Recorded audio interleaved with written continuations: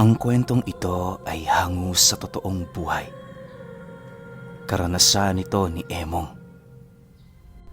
Taong 1959, Balete, Aklan.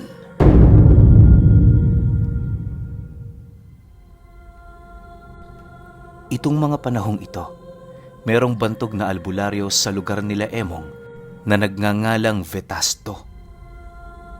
Matagal na yun roon at karaniwan itong takbuhan ng sinuman sa kanilang dinarapuan ng kakaibang karamdaman.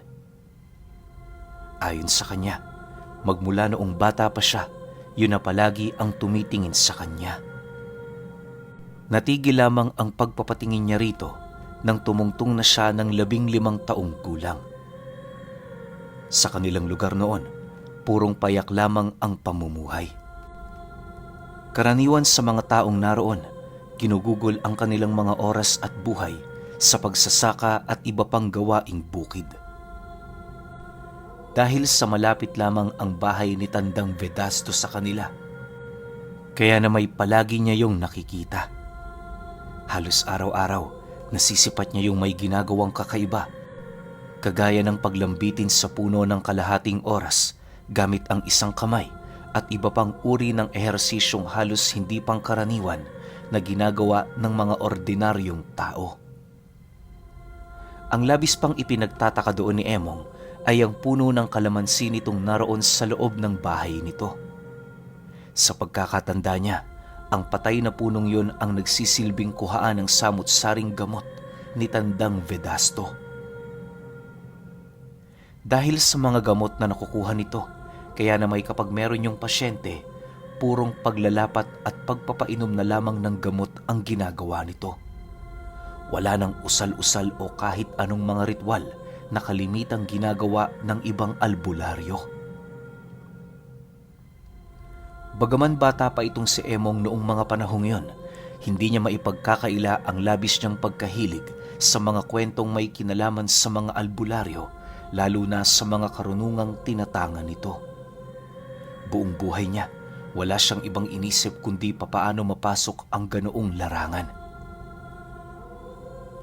Habang tumatanda itong si Emong, iisa na lamang ang naiisip niyang paraan kung papaano makapasok roon, at yun ay ang makipaglaban kay Tandang Vedasto. Mahilig sa alak at sigarilyo ang matanda, kaya para makausap niya ito, sinimulan niya yung dalhan ng mga bagay na labis nitong ikinasisiya. Sinabayan niya rin yon sa pag-iinom nang sa gayoy maging maganda ang kwentuhan nila. Sa loob lamang ng isang buwan, halos magkadikit na sila ng matanda. Paano ba naman kasi, tuwing hapon, matapos ang trabaho ni Emong sa bukid, nilalaanan niya talaga ng pera ang matanda nang sa gayoy bago siya tuluyang makauwi sa kanila, makapag-inuman muna sila. Minsan nga, dahil sa ganoon niyang ginagawa, hindi na mapigilang magalit ng kanyang mga magulang sa kanya. Tanggap naman itong may bisyo siya, pero labis yung nag-aalala gawa ng araw-araw yung umuuwing lasing. Isang hapon, habang nag-iinuman sila ni Tandang Vedasto, doon na naglakas loob itong si Emong na pag-usapan ang tungkol sa mga karga nito. Tapatan niya ring inilahad noon sa matanda ang kanyang hangarin na maging isa ding albularyo. Matapos naman itong marinig ang kanyang sinabi, tumawa lang naman ang matandang yon habang sumasagot sa kanya ng, "Malaking pag-uusig ang pagpasok sa larangang ito, Emong. Alam ko namang yan talaga ang pakay mo sa akin. Matagal ko nang naaamoy ang iyong kagustuhang mamulat. Hindi ako madamot na tao. Kung yan ang nais mo, walang problema. Pero bago kita turuan at gawing akin, kinakailangan mo munang dumaan sa butas ng karayom. Patunayan mong karapat dapat ka. Humiling ka sa punong nagbibigay sa akin ng kapangyarihan." Matapos nitong makapagsalita, agad naman itong ibinaba ang baso na parabang hindi man lang yun tinamaan ng kalasingan. Pagpasok nila sa loob, bumungad kay Emong ang puno ng kalamansi na pinalilibutan ng mga alitaptap. Halos hindi niya maipaliwanag ang kanyang nararamdaman noong mismong gabi sa kadahilanang yon ang unang beses na nakapasok siya sa loob ng bahay ng matanda ng ganoong oras. Ayon kay Emong, na kung titingnan mo ang bahay na yon, wala ka doong makikitang kahit isang sulo na nakasindi. Ang nagbibigay liwanag sa paligid nito ay ang mga alitaptap na nagkukumpulan sa bawat sanga ng patay na puno. May mangilan-ngilan din siyang nasisilayan na nagliliwanag na uod sa ilalim nito na siya namang lubos niyang ikinagulat. Sa pagpapatuloy ng kanyang pagmamasid, agad naman niyang napansin ang pagsarado ni Tandang Vedasto sa pintuan ng bahay nito. Nang makalapit na yun sa kanya, inabisuhan naman siya nitong lumapit sa puno para mailapat niya sa balat nito ang kanyang palad. Ayon sa matanda na sa kanyang puder, walang pagsasanay na magaganap. Nakadepende ang lahat ng bagay sa kung ano ang maaaring ibigay ng puno sa taong kanyang natipuhang maging disipulo. Inaasahan din ni Tandang Vedasto na mangyayari ang bagay na yon, lalo pat magmula noong bata pa itong si Emong, palagi niya na yung nasisipat na nagmamanman sa kanya. Dagdag pa ng matanda, doon na magkakaalaman kung ano ba ang nilalaman ng puso niya. Nakadepende sa ibibigay na mutya ng punong yon ang magiging pasya nito. Makalipas pa ang ilang minutong pag-uusap, nang mailahad na nito sa kanya ang mga bagay-bagay na kinakailangan niyang malaman, inutusan na siya nitong ilapat sa puno ang kanyang palad.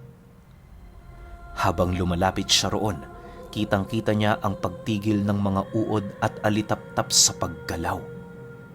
Pakiramdam niya, ang bawat insektong naninirahan sa puno ay pinagmamasdan siya. Maya-maya pa, nang mahawakan na niya ito, laking gulat na lamang niya nang isa-isang magsidapo ang mga alitaptap sa kanyang braso. Ang mga uod naman noon, gumapang patungo sa kanyang bumbunan na para bang meron itong hinahanap. Halos inabot lamang ng ilang minuto ang kanyang paghihintay hanggang sa doon na niya nasilayan ang isang reyna ng mga anay na gumagapang patungo sa kanyang bisig. Umiikot-ikot yun sa kanyang kamay hanggang sa tumigil ito sa may bandang siko. Pagsilay niyang lumiwanag ang tiyan nito, doon niya unti-unting nakita ang animoy pangingitlog ng reyna sa kanyang balat. Sa paglabas ng isang kulay berdeng bato sa tiyan nito, bigla namang nawala ang liwanag nito sa katawan, hudyat ng unti-unti nitong kamatayan. Matapos ang mga pangyayaring yon, doon nila tuluyang nasilayan ang isang mutya na dahan-dahang nagbabagong anyo. Pagtigas nito, inilahad sa kanya ni Tandang Vedasto kung anong klase ng mutya ang ibinigay sa kanya ng reyna ng mga anay. Ayon sa matanda, na kung hindi siya nagkakamali, mutyayo ng pinagtagpi-tagping buto ng makahiya. Sobrang bihira para sa tao na mataglay ang ganoong uri ng mutya, lalo pat hindi ito basta-bastang nakikita. Mariinding inilahad sa kanya ni Tandang Vedasto na dahil sa ibinigay ng puno sa kanyang mutya, doon ito napatotohanan na merong natatanging katauhan itong si Emong. Nakapasa ka na, iho, sa pagsubok ko. Binabati kita. Magmula sa araw na ito, nasa ilalim ka na ng aking pamamahala. Ano man ang magiging pasya mo sa buhay, kinakailangan mo itong ipaalam sa akin. Hindi kita tinatalian sa leeg, bagkus ay ginagabayan lamang kita. Sa iyong pag-aaral ng mga buhay na salita at mga lihim na karunungan, kinakailangan mong gampanan ang ating paniniwala na siyang nagpapalakas sa ating mga katawan. Tandaan mo, Emong, hindi lang sa pagkain at sa lakas ng katawan nagkakaroon ng isang totoong lakas ang tao. Wika ni Tandang Vedasto. Makalipas pa ang ilang araw ng kanyang pagiging disipulo, araw at gabi na siyang tumutungo sa matanda. Hindi siya pumupunta roon para makipag-inuman, bagkus ay para magsaliksik ng mga lihim na karunungan. Araw-araw niya ring sinasanay ang kanyang katawan sa pamamagitan ng mga trabaho nila sa bukid. Dahil sa palaging kasama ni Emong ang matanda, kaya na may lahat ng ginagawa nito ay palagi na niyang nakikita. Doon niya yon nasaksihan kung papaano magpalayas ng ligaw na kaluluwa sa pamamagitan ng isang daliri lang at kung papaano pumatay ng isang mambabarang gamit lamang ang maliit na patpat na inipit nito sa daliri ng pasyente sa paa. Kapag nagkataon naman noong wala silang trabaho sa bukid, ginugugol ni Emong ang kanyang buong araw sa pagbabasa ng mga libreta. Halos 6 na buwan lamang noon ang kanyang itinagal, nagkaroon na siya ng pahintulot kay Tandang Vedasto na manggamot. Isang araw, may dumating na pasyente sa kanilang pamamahay. Hindi lang ito basta-bastang pasyente, sa kadahilan ng 9 na araw na yung kinakainan ng laman loob ng isang aswang. Hindi biro ang kalagayan nito, lalo pat bagaman buo ang pisikal nitong katawan, halos mapunit naman ang espiritual nitong estado. Paghahawak ni Tandang Vedasto sa katawan nito, bigla na lamang napahinga ng malalim ang matanda habang nagwiwika sa kamag-anak nito ng, Ilang porsyento na ng atay nito ang nakain. Punit-punit na din ang kanyang mga bituka.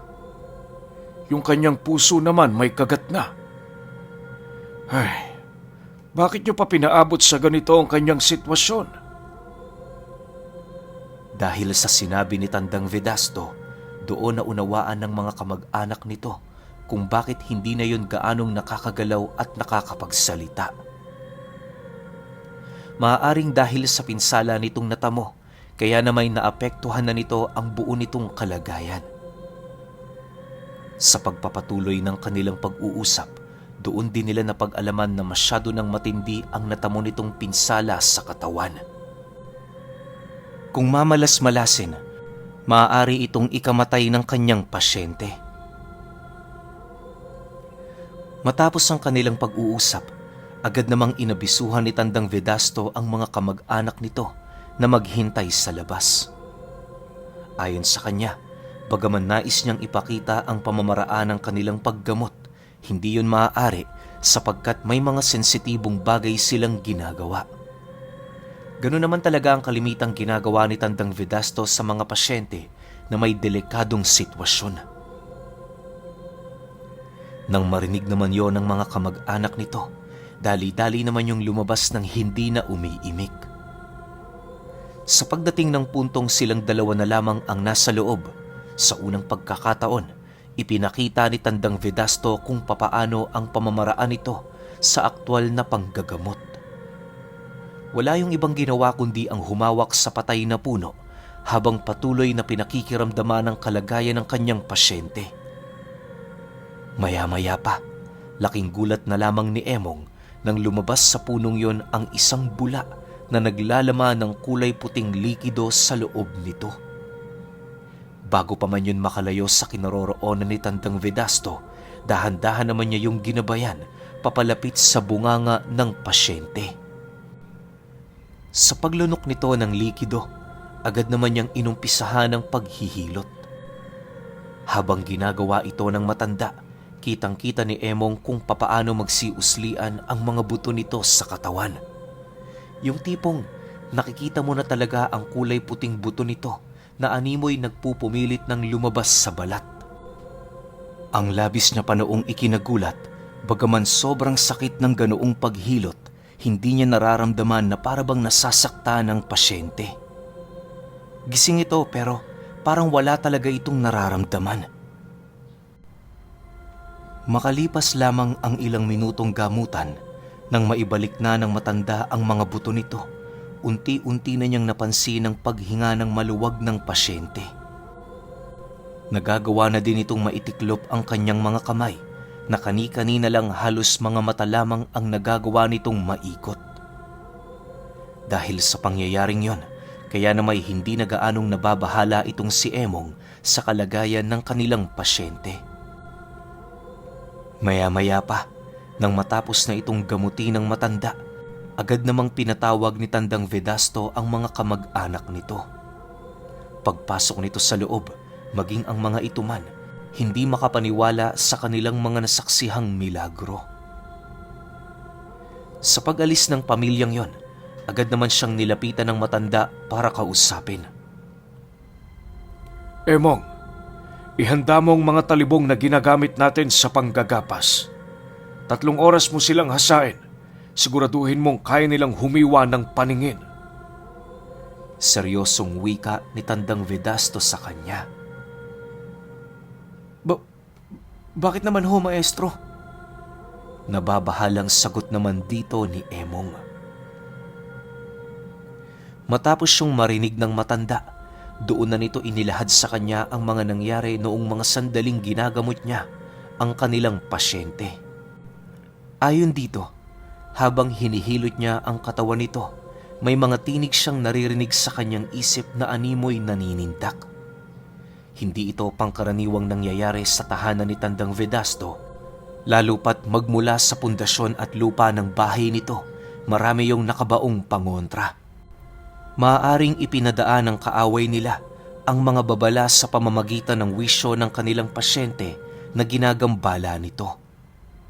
Dagdag pa ng matanda na malakas ang kutob nito ukol sa maaaring pagpapakita sa kanila ng mga aswang sa pagsapit ng gabi. Kahit hindi siya nababahala sa banta ng mga nilalang na yon, mas mainam pa rin na sila'y makapaghanda. Palaging bukang bibig ni Tandang Vedasto, gaano man kalawak ang karunungan na taglay mo, huwag mong hahamakin at mamaliitin ang iyong kalaban kung ayaw mong matalo. Sa pagsapit ng gabi, minabuti nilang magpahinga sa labas ng bahay nito habang nagmamasid sa paligid. Bitbit nila noon ang 4 na talibong na nakatayo malapit sa kanilang kinauupuan. Sa pagtungtong ng 10:00 ng gabi, doon na nga nila unti-unting nararamdaman ang pagdating ng kanilang mga bisita. Nang makasipat si Tandang Vedasto ng namumulang mga mata ng aso sa unahang bahagi ng bahay nito, agad naman niyang inabisuhan si Emong na maghanda. Makalipas pa ang ilang minuto, doon na nga bumungad sa kanila ang 7 panauhing walang saplot sa kanilang mga katawan.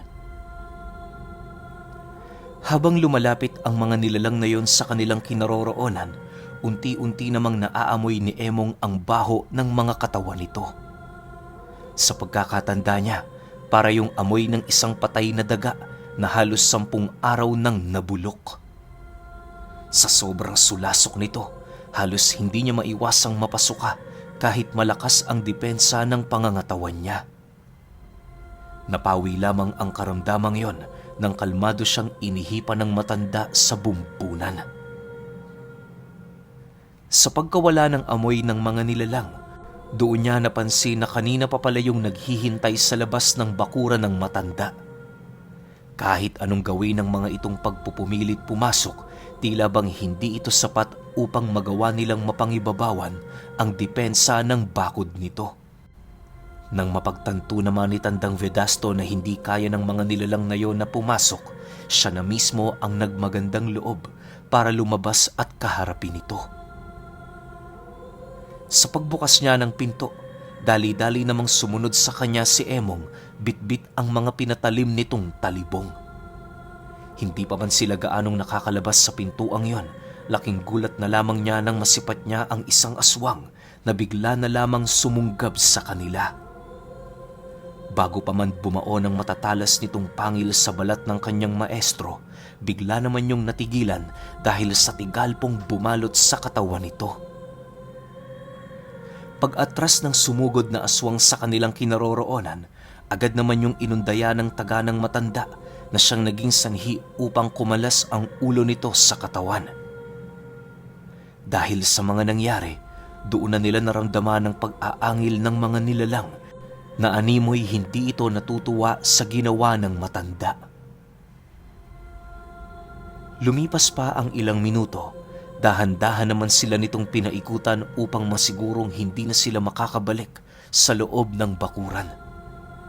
Nang mapansin naman yun ni Tandang Vedasto, Ngumiti lang naman ito habang nagbibigay babala sa mga nilalang ng, "Huwag kayong mag-alala. Wala naman kaming balak bumalik sa loob.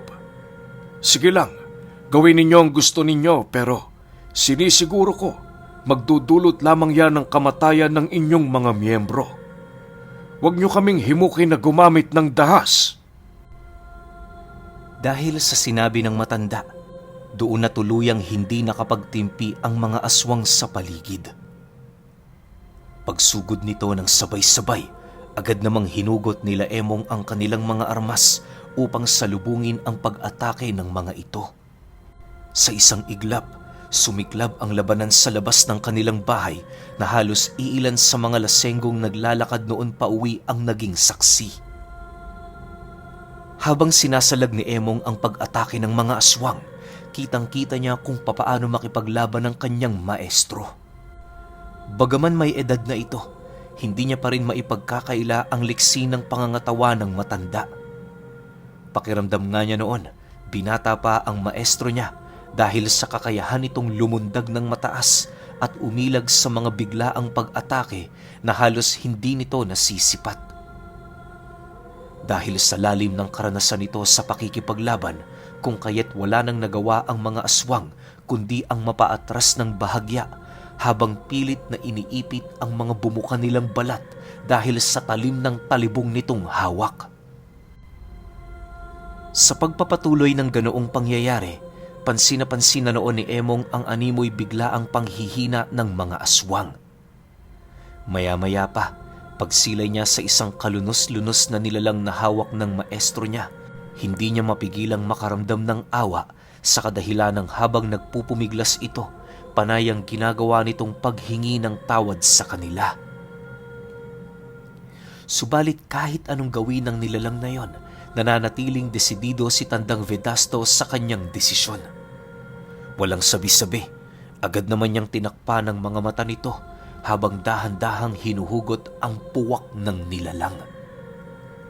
Ayon kay Emong, para lamang pumapatay ng manok ang kanyang maestro noong mga panahong yon.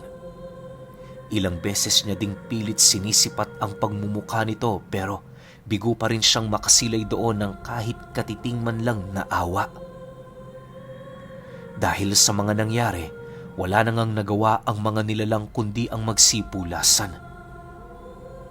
Habang tumatakbo ang mga nilalang papalayo, panay naman ang pagsigaw nito sa matanda na wag na silang sundan. Sinunod naman yon ni Tandang Vedasto, lalo pat wala din yung balak na kitila ng buhay ang mga nilalang na nabahag na ang buntot. Sa pagbalik ng katahimikan sa paligid, minabuti na nilang pumasok sa loob na parabang walang nangyari. Habang naglalakad sila pabalik sa bakuran nito, doon niya nasilayan ang dami ng mga nilalang na nagmamanman sa labas ng bahay. Pakiramdam nga niya noon, bukod tangi ang bahay ng kanyang maestro sa isang lugar na pinalilibutan ng mga demonyo. Habang nagpapahinga sila sa bakuran nito, doon niya napag-alaman na ang mga kabundukan sa unahang bahagi ng bahay ni Tandang Vedasto ay pugad ng mga aswang at iba pang uri ng mga masasamang nilalang. Lumalapit lamang yun sa kanyang tahanan tuwing gabi sa pagbabakasakaling masisilayan ng mga ito ang patay na puno ng kalamansi na pinagmumulan ng kanilang kapangyarihan. Hindi naman nagagawang pumasok ng mga nilalang sa loob dahil sa tindi ng bakod at puder ng matanda. Matapos itong mailahad ng kanyang maestro, itinuro nito ang mga balbal na pilit humihila sa mga bangkay ng aswang na kanilang napatay. Ayon sa matanda, na ang mga nilalang na yon ang nagsisilbi niyang tagapaglinis sa oras na meron doong naganap na digmaan sa pagsapit ng dilim. "Bata ka pa noon, Emong. Marami na akong pinagdaan ng digmaan dito. Kahit yung tatay mo, hindi alam ang mga nangyayari sa lugar ko." Wika ni Tandang Vedasto. Matapos naman yung mailahad ng matanda, agad naman yung tumayo para pumasok na sa loob. Nang akmang susunod na doon si Emong, Doon niya nasilayan ang ginintoang tali ng bahay nito na merong mga maiitim na batong nagsisilaylayan. Alam niyo ba, nang maipamanayo ng maestro ni Emong sa kanya, doon niya naunawaan ang lahat ng lakas at kakayahan nitong ipinamalas sa kabila ng tumatanda nitong katawan. Magpahanggang sa ngayon, labis pa ring pinapahalagahan ni Emong ang anumang alaala niya at ng kanyang maestro noong nabubuhay pa ito. Pero sa tinagal-tagal na buhay nitong si Emong, hindi niya pa rin nalalaman kung ano ba ang natatagong hiwaga sa patay na puno ng kalamansi na pinagmumula ng kapangyarihan ni Tandang Vedasto.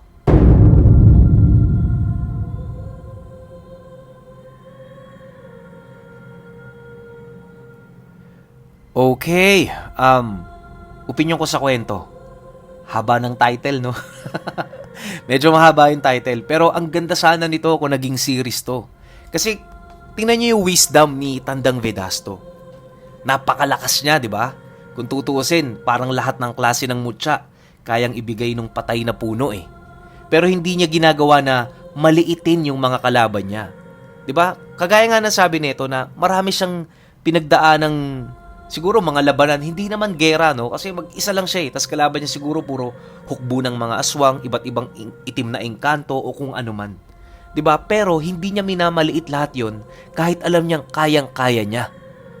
'Di ba? Ang ganda ng wisdom ng pagkatao nito ni Tandang Vedasto. Sayang nga lang, isa lang yung kwento natin tungkol sa kanya. Pero parang yung ending kasi ng kwento may kasunod eh.